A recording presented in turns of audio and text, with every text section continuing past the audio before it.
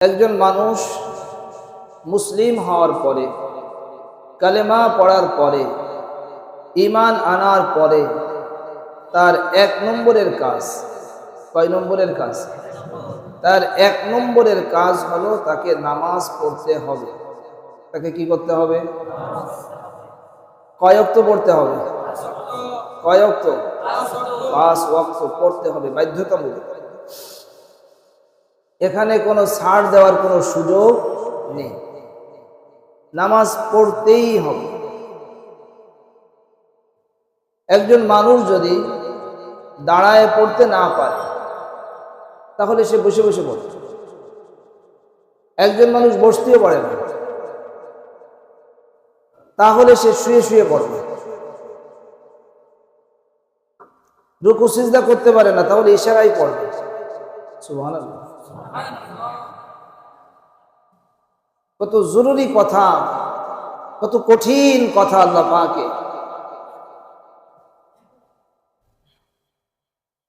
নামাজ কোনো ছাড় দেওয়ার কোনো সুযোগ নেই। কিন্তু আজ আমাদের মুসলমানের ভিতরে অনেক মুসলমান তাদের জীবন থেকে নামাজ হারিয়ে গেছে, নামাজকে তারা বাদ দিয়ে রাখছে, তাদের কাছে কিছুই মনে হয় না।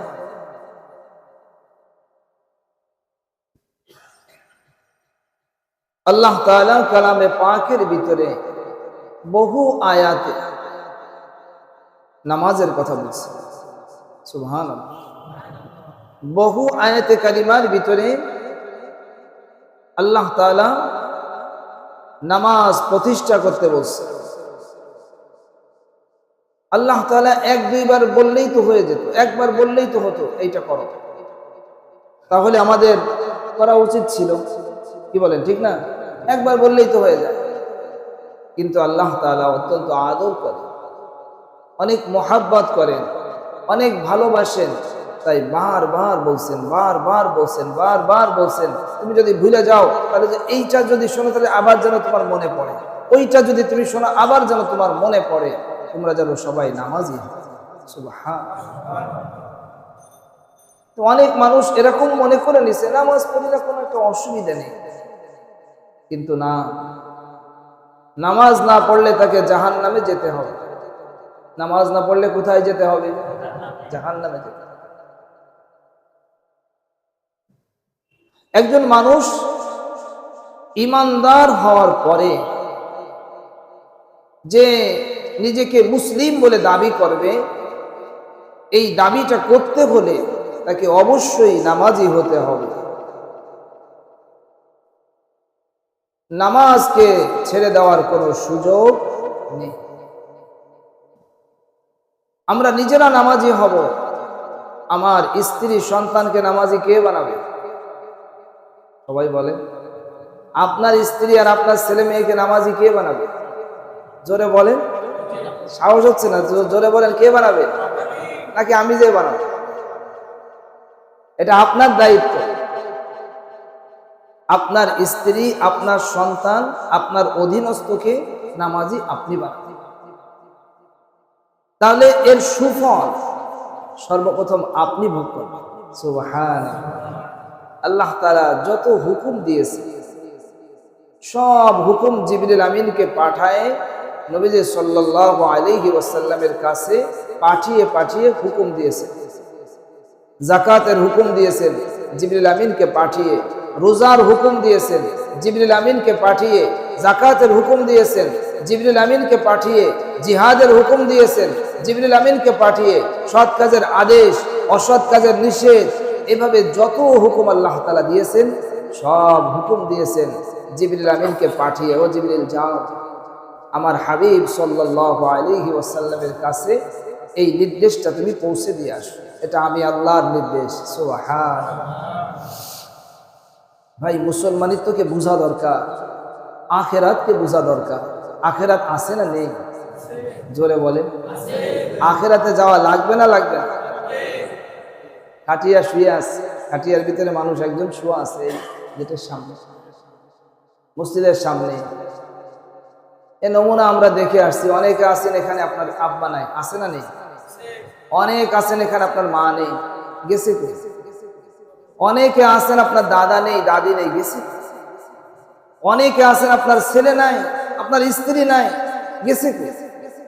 তাদেরকে যে এখন দেখা যায় না, তা আপনারও তো একটু পরে কবরে যেতে হবে। আজকের এই জুমা থেকে আমরা একটা কঠিন সিদ্ধান্ত নেব, ইনশাআল্লাহ। সবাই বলেন। এই জন্য মেরাজের ঘটনা তো আপনাদের জানা, সেজন্য আমি ঘটনার দিকে না গিয়ে আমি মূল জিনিসটা আপনাদের সামনে দিচ্ছি। মেরাজ থেকে রাসূল পাক সাল্লাল্লাহু আলাইহি ওয়াসাল্লাম কি নিয়ে আসলেন, কি কথা বলেন? প্রত্যেক বছর এটা আলোচনা হয়, আমরা ইনশাআল্লাহ আলোচনা করব, একটা দিন আমরা আলোচনা করব। কিন্তু মেরাজ থেকে রাসূল পাক সাল্লাল্লাহু আলাইহি ওয়াসাল্লামকে আল্লাহ তাআলা যে হাদিয়া দিয়েছে, শ্রেষ্ঠ হাদিয়া দিয়েছেন, জোরে বলেন সুবহানাল্লাহ। খুশিতে আমাদের বাগ বাগ হয়ে যাওয়ার কথা, খুশিতে কি হয়ে যাওয়ার কথা? বাগ বাগ হয়ে যাওয়ার কথা।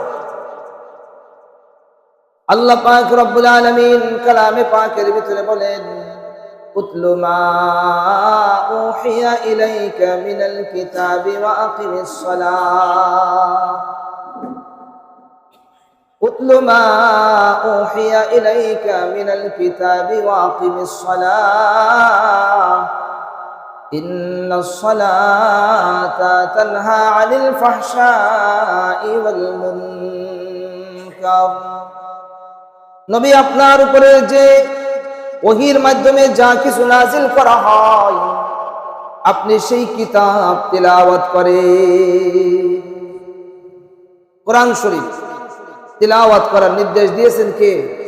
আল্লাহ। এরপরে দ্বিতীয় নম্বরের নির্দেশ, ওয়া আকিমিস সালাহ। আমার দোস্ত, আমার হাবিব, আপনি নামাজ প্রতিষ্ঠা করে। নামাজ প্রতিষ্ঠা করলে লাভ কি হবে? ইন্নাস সালাতা তানহা আনিল ফাহশাই ওয়াল মুনকার ওয়া লাযিকরুল্লাহি আকবার ওয়াল্লাহু ইয়ালামু মা তাসনাউন। নিশ্চয়ই নামাজের ভিতরে এমন পাওয়ার, এমন শক্তি আছে নামাজের ভিতরে। নিশ্চয়ই নামাজ সমস্ত অশ্লীল এবং গর্হিত কাজ থেকে নামাজ বাধা দিবে। জোরে বলেন না সুবহানাল্লাহ। পাওয়ারই মেডিসিন, পাওয়ারই। অনেক মেডিসিন আছে না দুনিয়াতে, পাওয়ারই মেডিসিন। দিলেই অমনি একজন মানুষ বেহুশ হয়ে যায়, একটা জায়গায় কেটে গেছে, নেওয়ার সাথে সাথে জোড়া লেগে যায়, রক্ত পড়া বন্ধ হয়ে যায়। পাওয়ারই মেডিসিন, কি বলেন ঠিক না? পাওয়ারই মেডিসিন। আল্লাহ তাআলা পাওয়ারই মেডিসিন দিয়েছে। একজন মানুষ অনেক ধরনের অন্যায় কাজের সঙ্গে জড়িত, কিন্তু সে নামাজ পড়া শুরু করছে, সত্যিকার ভাবে সে ওযু করে, সত্যিকার ভাবে সে নামাজ পড়ে। এইভাবে যদি সে নামাজ পড়তে থাকে, এই নামাজ তাকে অন্যায় কাজ থেকে, অশ্লীল কাজ থেকে, গুনাহের কাজ থেকে তাকে বিরত রাখবেই রাখবে। জোরে বলেন সুবহানাল্লাহ। এটা মালিকের কথা, আমার কথা নয়। 21 পারার প্রথম পৃষ্ঠা, সূরা আনকাবুতের আয়াত, ইন্নাস সালাতা তানহা আনিল ফাহশাই ওয়াল মুনকার ওয়া লাযিকরুল্লাহি আকবার। আল্লাহ তাআলার স্মরণ হলো সবচেয়ে বড়। ওয়া লাযিকরুল্লাহি আকবার ওয়াল্লাহু ইয়ালামু মা তাসনাউন, ওয়াল্লাহু ইয়ালামু মা তাসনাউন। তোমরা যা কিছু করো সব আল্লাহ তাআলা জানে। আহা, কি কথা! আমরা যে যা করতেছি জানেন কে? জোরে বলেন, জানেন কে? কে কে ফজরের নামাজ পড়িনি আজকে, জানেন কে? ইন্নাল্লাহা আলা কুল্লি শাইইন কাদির। নিশ্চয়ই আল্লাহ তাআলা প্রত্যেকটা জিনিসের উপরে ক্ষমতাধর।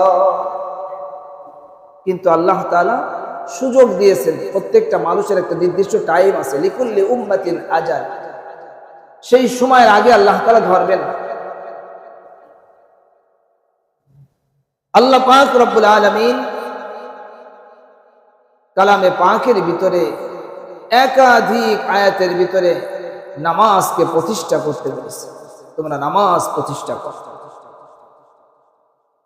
তোমরা নামাজ প্রতিষ্ঠা করো। ওয়া আকিমুস সালাহ ওয়া আতুজ যাকাত, তোমরা নামাজ প্রতিষ্ঠা করো, তোমরা যাকাত দাও। নির্দেশ কার? আল্লাহ। আল্লাহ তাআলা প্রকৃত মুমিনের পরিচয় আল্লাহ তাআলা নিজে তুলে ধরেছেন। প্রকৃত মুমিন কারা? সুবহানাল্লাহ। কেউ যদি প্রকৃত মুমিন হওয়ার দাবি করতে চায় তাহলে তাকে অবশ্যই নামাজি হওয়া লাগবে।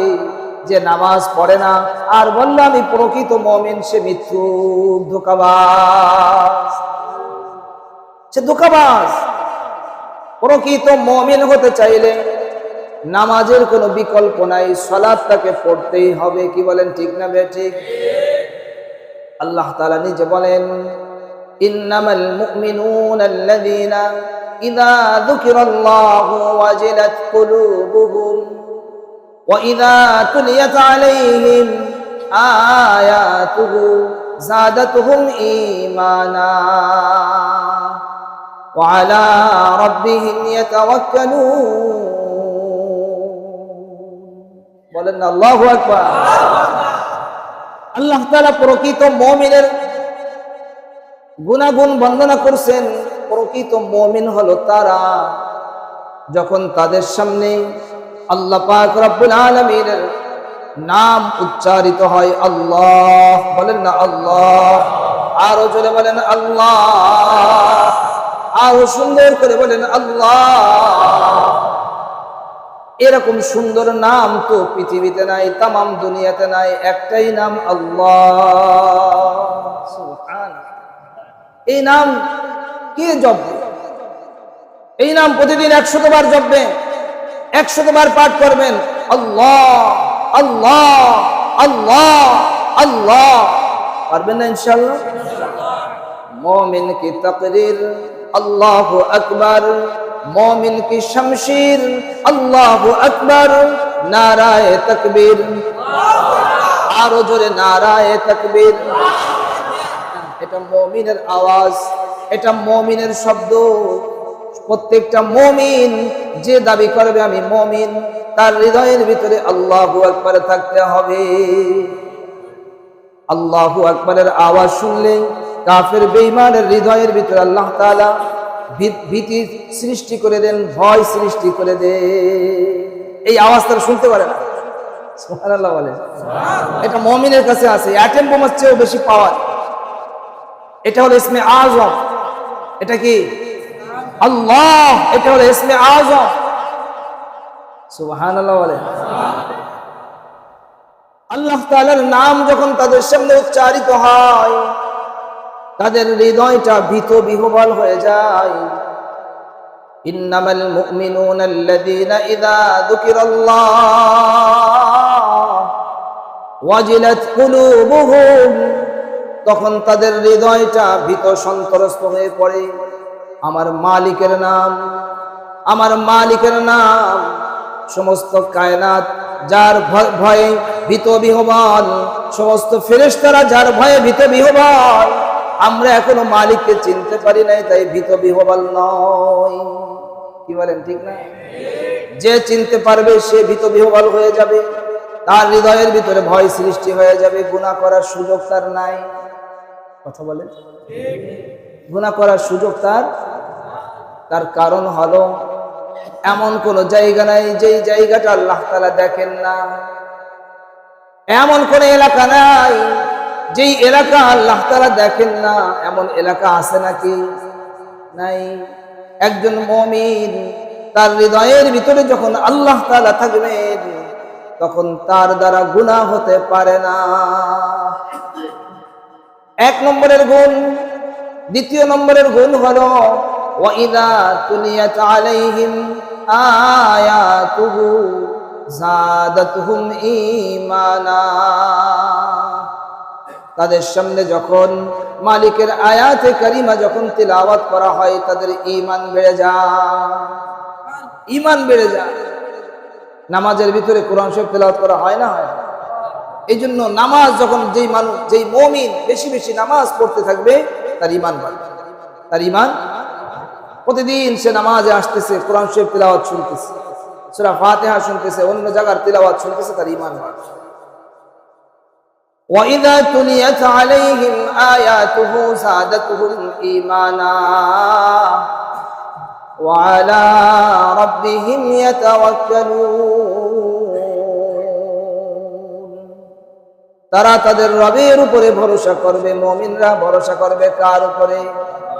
জোরে বলেন, কার উপরে ভরসা করবে? আল্লাহ তাআলার উপরে মুমিনদের ভরসা হবে।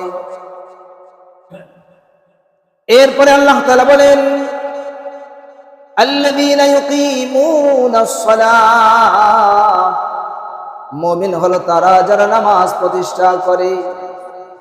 ওয়া মিম্মা রাযাকনাহুম ইউনফিকুন, আর পঞ্চম নম্বরের গুণ হলো আমি আল্লাহ তাদেরকে যে রিজিক দিয়েছি সেই রিজিক থেকে তারা ব্যয় করে। জোরে বলে আল্লাহু আকবার।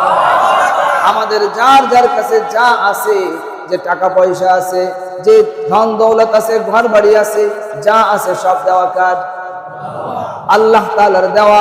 সেই আল্লাহর দেওয়া জিনিস তারা আল্লাহর পথে ব্যয় করে দেয়।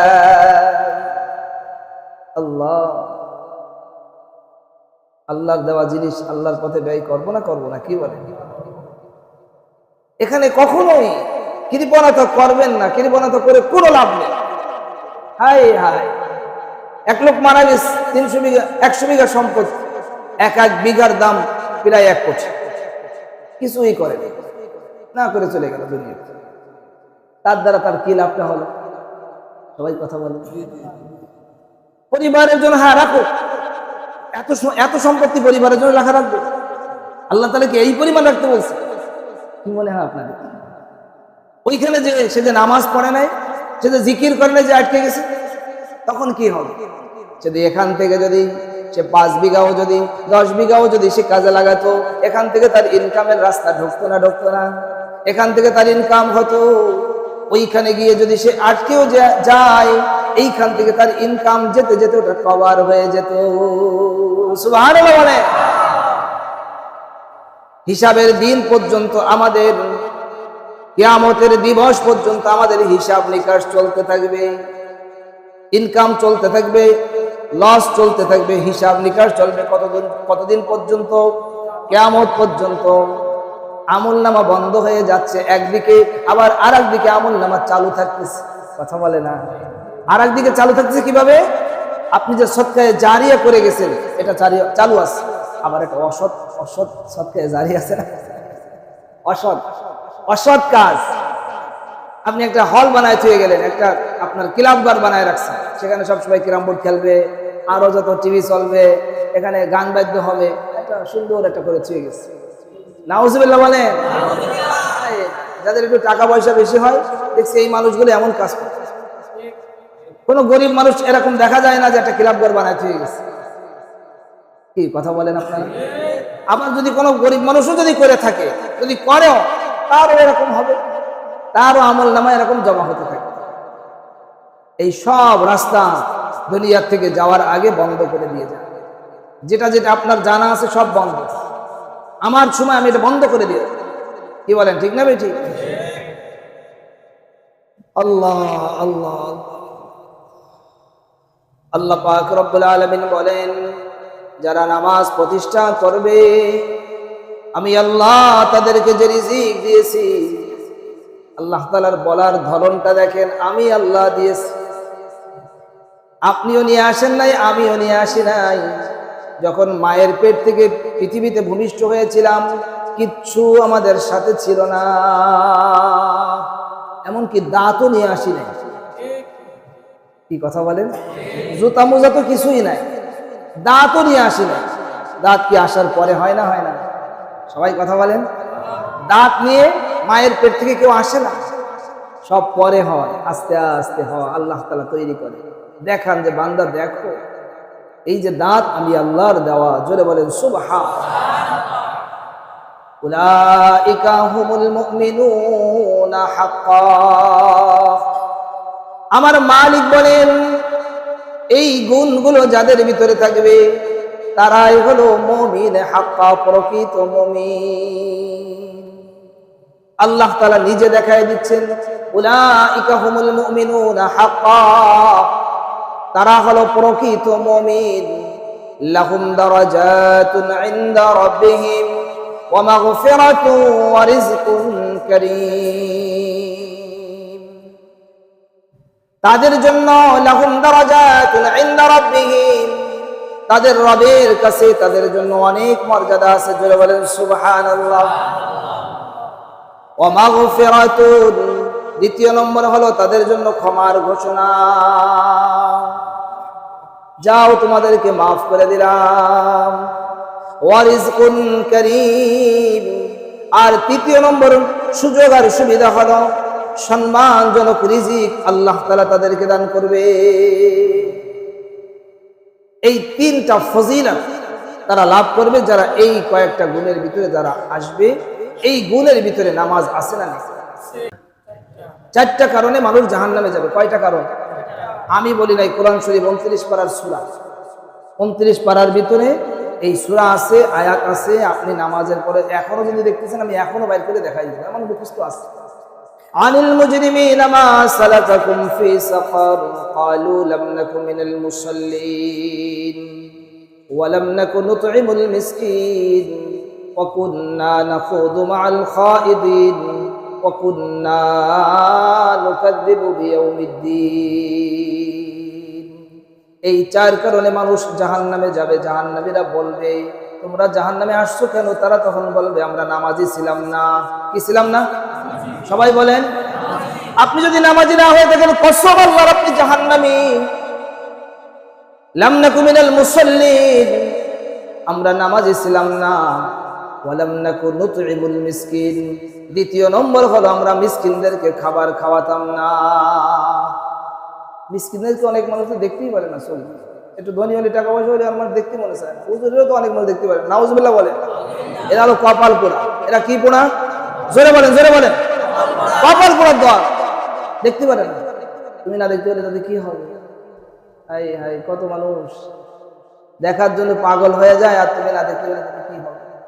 ওয়ালাম নাকু নুতঈমুল মিসকিন ওয়া কুন্না নাখুযু মা'আল খায়িদিন।